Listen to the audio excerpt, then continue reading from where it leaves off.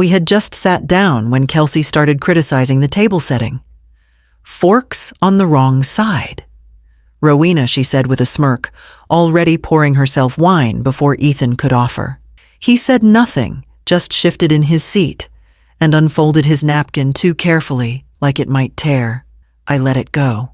Some things weren't worth comment. Not yet. By the time we reached the second course, the bottle was nearly empty. Kelsey's voice had grown louder, her tone sharper. She held her glass out toward me, fingers loose and expectant. Pour more.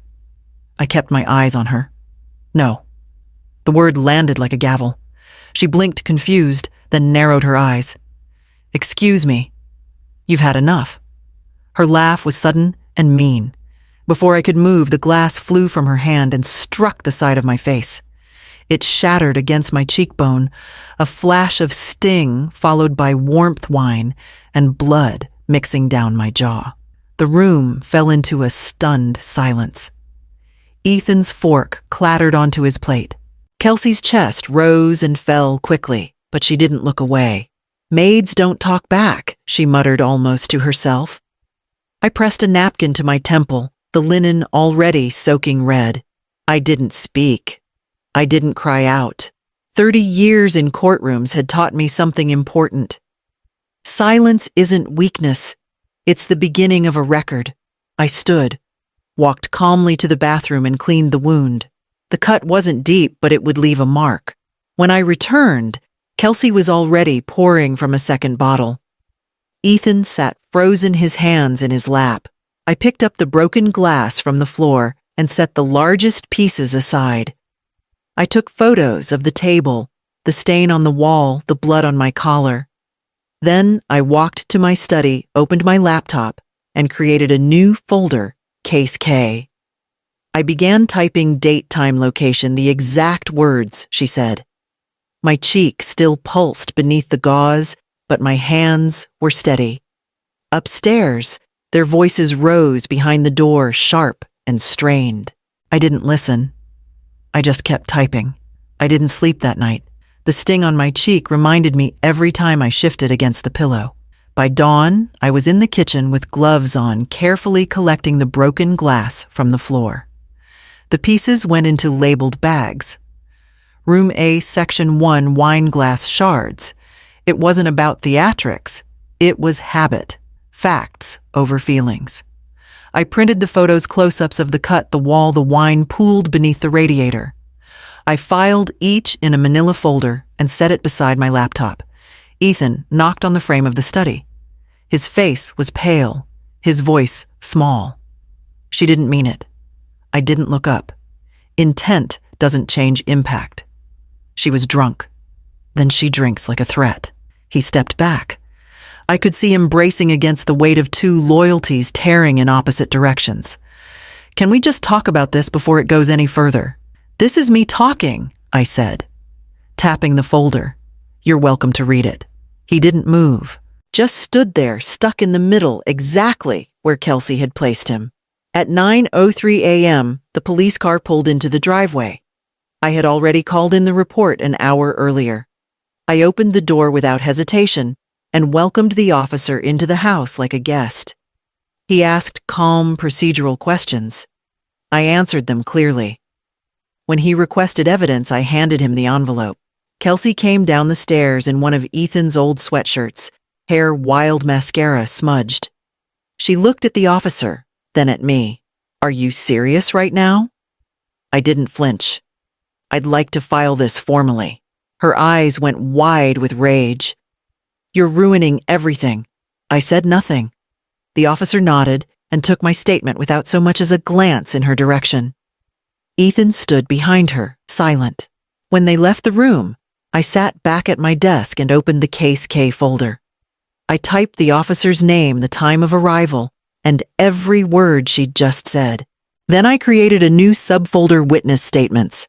The clinic was quiet when I arrived, the kind of quiet that lingers in waiting rooms at the edge of town. The nurse didn't ask too many questions.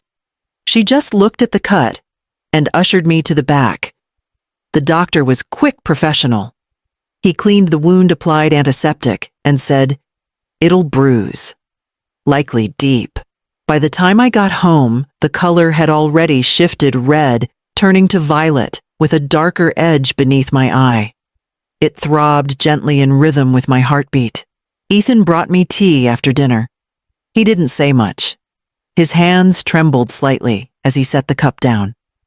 "I'm sorry," he whispered. "It wasn't you," I said. Though the line between what we allow and what we cause is never entirely clean. He lingered at the doorway. "She said it didn't happen like that. I kept the photos." He nodded and walked away. Later that night, I heard Kelsey in the guest bathroom phone pressed to her ear. Her voice carried through the air vent. "She's lucky I didn't throw the bottle," she said, laughing. I wrote it down. Time, phrasing, tone. I saved the note to case K verbal threats. Sleep didn't come. Around midnight, I picked up the phone and called Rick Lansing. We hadn't spoken in years, not since he retired, but his voice was steady as ever. "Rowena?" he said, surprised. "Everything all right?" "Not even close," I replied. "I need your eyes on something." I told him everything. The glass, the bruise, the bank access. She refused to explain the manipulations I'd quietly cataloged for months, but never questioned aloud. "I think she's hiding something," I said. "Not just anger, something bigger, financial, possibly legal." Rick didn't hesitate. "I'll dig." Quietly, I thanked him and hung up. In the mirror above the sink, the bruise had deepened, spreading beneath the skin, like ink in water. I touched the edge, felt the ache underneath, and closed the light. Back at my desk, I opened the Case K folder again. There was more to add. Rick's report came in a sealed envelope, no return address. I opened it at the kitchen table, the paper trembling slightly between my fingers, not from fear, but from the confirmation of what I'd already begun to suspect. Kelsey had been fired 3 months earlier. She'd told Ethan she'd been promoted. The lies were neat, layered, deliberate. Rick had highlighted the pattern high-limit credit cards, all maxed out 2 new accounts opened in Ethan's name, and 3 withdrawals from his retirement fund, totaling nearly $400,000. Every number was a cut you couldn't see, but could feel just the same. I closed the folder and sat on the porch for a long while, listening to the low hum of cicadas and the rustle of the oaks. The world didn't pause for other people's damage. When Ethan came home, I was still there. He leaned in the doorway, tie-loosened exhaustion clinging to him. "You've been quiet all week," he said. I handed him the folder. "I need you to read this." He looked at me, then down at the file, flipping through the pages too quickly at first, then slower as his brain began to process the numbers. This can't be right," he said. "She handles everything." "That's the problem," I replied. He kept reading until he found the withdrawals. His hand went to his chest like he'd been winded. "She told me we were investing." "She was," I said softly, "but not in you." He closed the folder, knuckles white against the cardboard. "What do I do?" "First I said you look at your life like it's evidence, not emotion." He exhaled shakily, staring past the porch railing. I trusted her. She counted on that. He didn't say another word. He just stood, walked back inside, and shut the door behind him. When I followed moments later, I could hear him upstairs opening drawers, pulling out boxes, searching for what she'd already taken. I stayed downstairs and picked up the phone. It was time to call Rick again. The cafe was nearly empty, mid-morning quiet. Ethan chose a seat in the corner back to the wall. He wore a navy turtleneck, despite the rising heat outside. I didn't comment at first. We sat in silence until our drinks arrived. When he reached for his cup, the sleeve pulled back just enough for me to see it, the faint yellowing of bruises along the base of his neck. Older than a few days. Fading, but still speaking. He caught my glance and quickly tugged the fabric down. "It's nothing," he muttered. I didn't argue. I simply placed the folder between us. He opened it, flipping slowly through the statements, her accounts, his accounts, the discrepancies, the unauthorized withdrawals. The numbers didn't lie, and neither did his hands. They trembled as he read. "She stole from me," he said, voice raw. "She did worse," I answered. "She separated you from your life, your people. That's not just theft. That's isolation." He leaned back, eyes red, jaw set. "I thought she loved me. She loved what you could give her," I said. "There's a difference." He nodded slowly. "I gave her everything, and she made sure you thought that wasn't enough." He looked out the window, watching a delivery truck idle across the street. "I didn't see it. I didn't want to. She didn't want you to, either." He closed the folder and exhaled. "What do I do now?" "You protect what's left," I said. "Then you rebuild." He didn't respond. Just sat there, shoulders hunched, coffee untouched. But after a long pause, he folded the papers and placed them back in the envelope, careful and precise, as if he were handling something fragile. "I don't want her in my house anymore," he said quietly. "Then let's make sure she can't come back." We left the cafe together. Neither of us looked back. The courthouse smelled the same old wood ink nerves. Ethan and I sat outside the hearing room, papers neatly organized in the binder resting on my lap. His hands were folded tightly, but he didn't speak. He didn't have to. He was here. The judge stepped in a few minutes late. I recognized him from my bench years. He gave me a slight nod, then blinked with faint surprise. "Your Honor," he said, before correcting himself. "Ms. Graceland." I gave him a polite smile. "Thank you for seeing us so quickly." We presented the photos first, then the written statement, then the medical report, then the bank records. Ethan's signature was on every page, and he didn't flinch once as I read the timeline aloud. Kelsey sat across from us, arms crossed, jaw tight. Her lawyer stood and described the incident as an emotional disagreement taken out of context. A misunderstanding, he called it. Temporary tension in a young marriage. The judge didn't blink. It's not a misunderstanding when someone throws a glass. It's not a misunderstanding when accounts are drained. This isn't tension. It's domestic assault. He signed the order, handed a copy to the clerk and another to Ethan. Kelsey stared at it, like it was written in a language she didn't understand. "No contact," the judge added firmly. "You come near him or this property again, you'll be in a jail cell faster than you can speak." Outside the building, the wind carried the end of summer with it. Ethan stood with the order in his hands, reading it again, like he didn't quite believe it was real. "I feel like I've been living in someone else's life," he said. "You were," I told him, "but you're not anymore." He looked down at the papers and nodded. "Then it ends today." We drove home in silence. The porch light was already on when we pulled in. He unlocked the front door, stepped inside, and stood in the foyer like it was the first time it belonged to him. I followed behind and shut the door. We were halfway through the film when the banging started.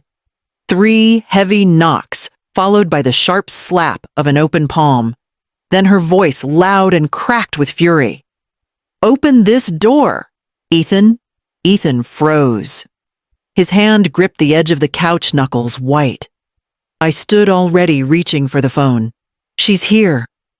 I told the dispatcher, steady and low. "She's violating the restraining order. Our address is on file." Kelsey's voice grew louder. "You think you can erase me? You think this piece of paper changes anything?" More pounding. Her fists hit the door like she meant to break it down. Ethan stood now too, but he didn't move toward the window. He just stared straight ahead, as if waiting for the house to split open. "She's going to ruin everything," Kelsey screamed. "You think she's helping you? She's always hated me." I stayed on the line, the dispatcher's voice calm and methodical. "Officers are en route. Stay inside. Keep the doors locked." I nodded, though no one could see me. Outside, a neighbor's light flicked on, then another. Porch doors creaked open. When the police cruiser finally turned onto our street, Kelsey didn't stop. She was still yelling as they pulled up, still hurling words, as the officers stepped out. "Ma'am," one of them said firmly, "you're in violation of a court order. She's lying. She's poisoning him against me." They read her the terms. She resisted only a little, but enough to earn the click of cuffs. The moment they led her away, Ethan sank onto the couch like something inside him had snapped loose. "She won't stop," he whispered. I sat beside him and took his hand. "She will," I said quietly. "The law moves slower than anger, but it moves." We sat there side by side as the red and blue lights faded from the window. He didn't say another word. He just leaned back, head resting against the cushion, and closed his eyes. Upstairs, his bedroom door still stood open. Downstairs, I opened the binder again. There was more to add. Rick called just after sunrise. His voice carried that tone I remembered from the courtroom, measured but heavy. "You need to see this," he said. "And you might want to sit down first." He arrived within the hour file in hand. The manila folder looked ordinary enough, but I could feel the weight of it before he even opened it. 2 previous arrests. One in Atlanta, one in Dallas. Domestic violence. Fraud. Both cases settled quietly, both victims walking away with empty accounts and broken homes. She uses the same pattern Rick said. Charm, dependency, control. Then debt. He slid a photo across the table, one of the victims an older man in a suit, eyes weary and defeated. I looked at it longer than I meant to. She studied her marks well. Ethan came down the stairs, hair disheveled, wearing the same shirt from the night before. Rick didn't speak until Ethan sat beside me. He placed the file in front of him and said, "She's done this before." Ethan opened it. His face didn't move as he read, but his breathing did shorter, sharper, then still. He closed the folder after a minute, pressing his thumb to the corner of the page as if trying to steady himself. "I wasn't special," he said finally. "No," I replied softly. "You were just next." He leaned back in the chair, eyes distant. For a moment I thought he might break, but instead he reached for the phone. "I'm calling Rebecca," he said. "We're filing today." That night, he sat at the kitchen table across from our lawyer, Rebecca Stone. The divorce petition was straightforward financial fraud, emotional abuse, physical harm. Ethan's hand was steady as he signed each page. When it was done, he closed the pen and exhaled. "She's not taking another thing from me." For the first time in months, his voice didn't tremble. And for the first time in years, mine did. The courtroom held the kind of silence that feels rehearsed, familiar to those who've sat through damage turned into docket numbers. Ethan and I sat near the front, his posture rigid, mine still. When they brought her in, the room shifted. Orange jumpsuit, hair pulled back, no makeup. Kelsey, or Carly as the court referred to her now, looked smaller without her costume of control. Her eyes scanned the benches until they landed on Ethan, but he didn't return the glance. He kept his eyes forward, focused on the judge, unmoved. The prosecutor read the charges one by one: financial fraud, domestic assault, violation of a court order. Each accusation landed like a bell-toll final and undeniable. Her lawyer stood polished and desperate, appealing to the court for compassion. He spoke of mental health struggles, family history, emotional stress. It was a carefully rehearsed apology delivered on her behalf, but her silence told the truth. When asked for a plea, she said guilty without looking up. The judge reviewed the evidence quietly, flipping through pages we knew well: photos, statements, bank records, timelines. Then came the sentence: 2 years in state custody, 3 more under supervised probation, a permanent no-contact order with Ethan and me. Kelsey didn't cry. She simply nodded once, as if she had known this was coming long before today. The gavel came down sharp and clean. Outside the courthouse, Ethan stood still for a long time. He watched the traffic move past like nothing had changed in the world. Then he spoke barely above a whisper. I thought I'd feel hatred. I waited, but I just feel empty.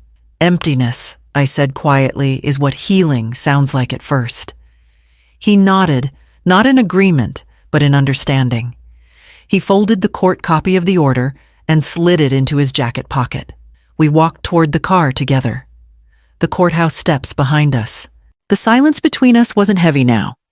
It was space new, unfamiliar, but finally, ours. At home, the front door waited, and behind it, the rest of the life we hadn't lived yet. Ethan repainted his old room the color of sky just after rain. Soft open quiet. He stood in the doorway when it dried and said, "It's the color of after." He started therapy not long after the hearing. Once a week, then twice. He never said much about the sessions, but I could tell they were doing something good. The way he stood taller. The way his shoulders didn't pull forward when the doorbell rang. The way he stopped apologizing for things that weren't his fault.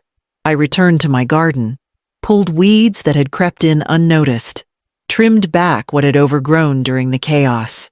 For the first time in years, I tended it not as an escape, but as a return. The house was still. The days were long. And safety, real safety, had the strangest way of feeling unfamiliar when it first arrived.